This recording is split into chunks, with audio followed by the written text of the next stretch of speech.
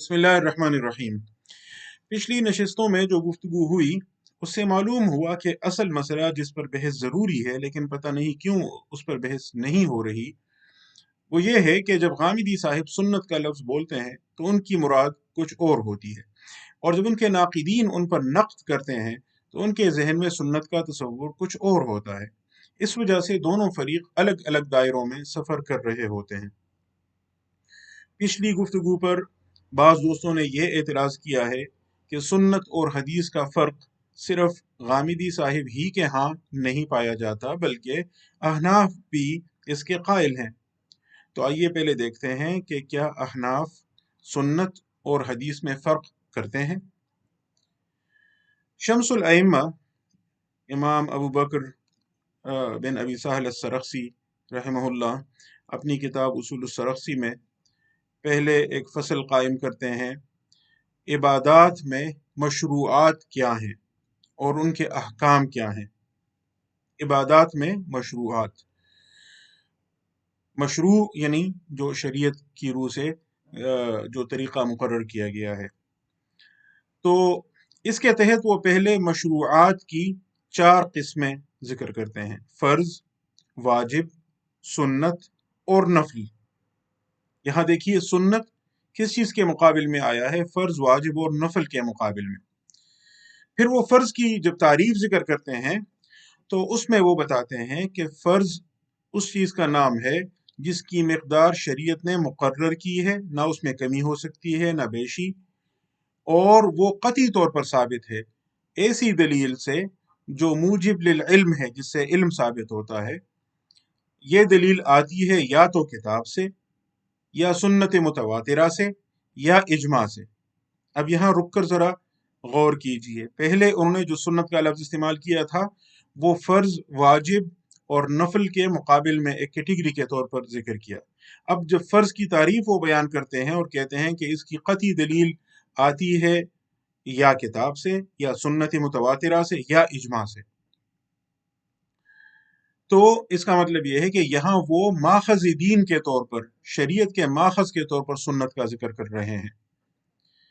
गोया सुन्नत की इस्तिलाह को वो 2 अलग मफाहीम में इस्तेमाल कर रहे हैं और इन दोनों मफाहीम को एक दूसरे से अलग समझना ज़रूरी है। आगे बढ़िए। फ़र्ज़ और वाजिब की बहस के बाद जब वो इस मशरूआत की तीसरी किस्म यानी सुन्नत की तरफ आते हैं तो इसकी तारीफ़ वो इन अल्फाज में ज़िक्र करते हैं: व अम्मा सुन्नह फ़हिय तरीक़ा अलमसलूका फ़िद्दीन, यानी सुन्नत से मुराद वो रास्ता है जो दीन में जारी किया गया है। दीन में जारी किया गया रास्ता, दीन में जारी किया गया रास्ता। आगे वो मजीद बताते हैं वल मुराद बिही शरअन, शरीयत में इससे मुराद क्या है?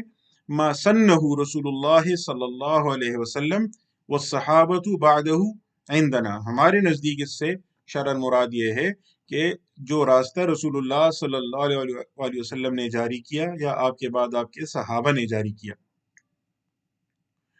तो उसको हम सुन्नत कहते हैं।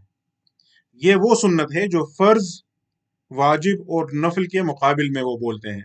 इसकी एक मिसाल मुलाजा कीजिए। मालूम अम्र है कि अहनाफ के नज़दीक मुशरिकीन अरब से जिज़िया वसूल नहीं किया जा सकता था, ना उनकी औरतों से निकाह जायज़ था, ना उनका ज़बीहा खाया जा सकता था।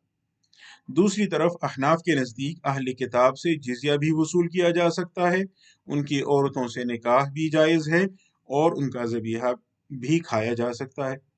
सवाल यह है कि मजूसियों के लिए क्या हुक्म है? वो एक लिहाज से मुशरिकीन से मुशाबे हैं और एक लिहाज से अहले किताब से।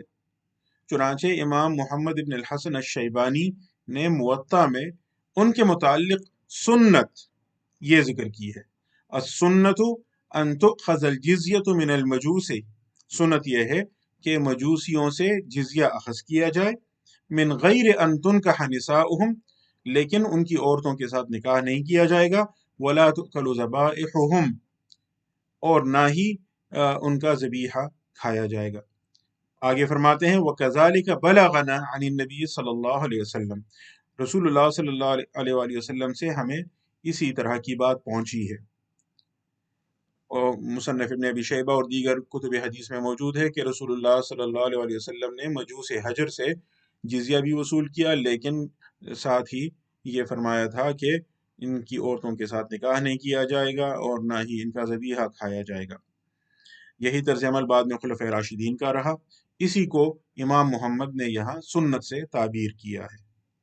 لیکن یاد رکھیے کہ جو لوگ احناف کے تصور سنت سے غامدی صاحب کے تصور سنت کے لیے استدلال کر رہے ہیں، وہ اس تعریف کو لیے پھرتے ہیں، حالانکہ یہ تعریف اس سنت کی نہیں جو کتاب کے مقابل میں ذکر کی جاتی ہے۔ کتاب و سنت، قرآن و سنت، جب یہ ترکیب استعمال کی جاتی ہے وہاں سنت سے احناف کے نزدیک یہ مراد نہیں ہے۔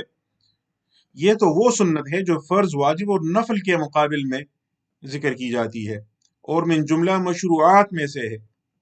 مزید آگے بڑھیے اس سنت کی طرف جس کا ذکر کتاب کے ساتھ کیا جاتا ہے بطور ماخذ شریعت۔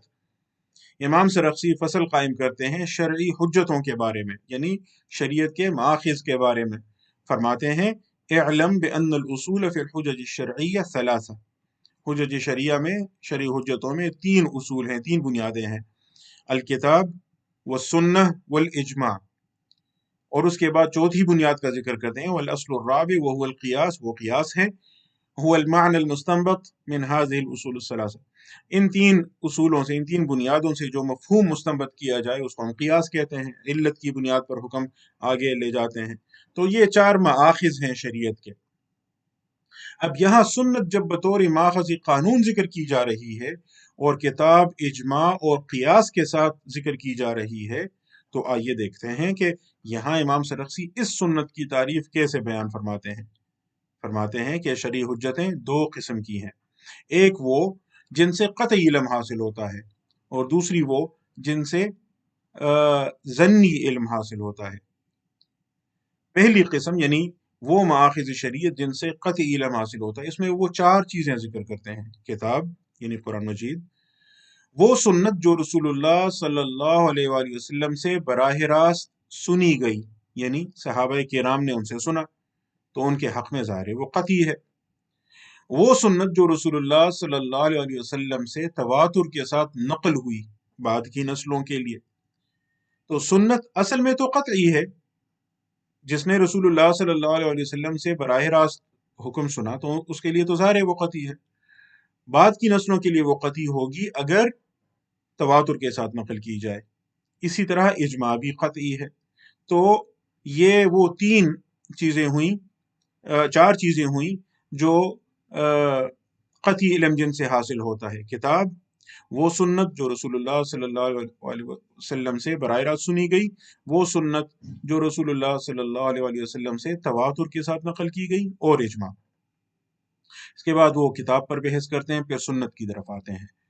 یہاں وہ خبر متواتر، خبر مشہور اور خبر واحد کی تفصیلات بتاتے ہیں، اور بتاتے ہیں کہ خبر متواتر سے قطعی علم حاصل ہوتا ہے، خبر مشہور کو بھی اس کے ساتھ ہم لنک کر دیتے ہیں، خبر واحد سے ظنی علم حاصل ہوتا ہے لیکن وہ دین کا ماخذ ہے۔ اور دیکھیے کہ یہاں وہ خبر واحد جس کو غامدی صاحب حدیث قرار دے دیتے ہیں اور اس کو سنت سے الگ کرتے ہیں، یہاں وہ احناف کے نزدیک سنت میں شامل ہے اگرچہ وہ خبر واحد سے نقل ہوئی ہے۔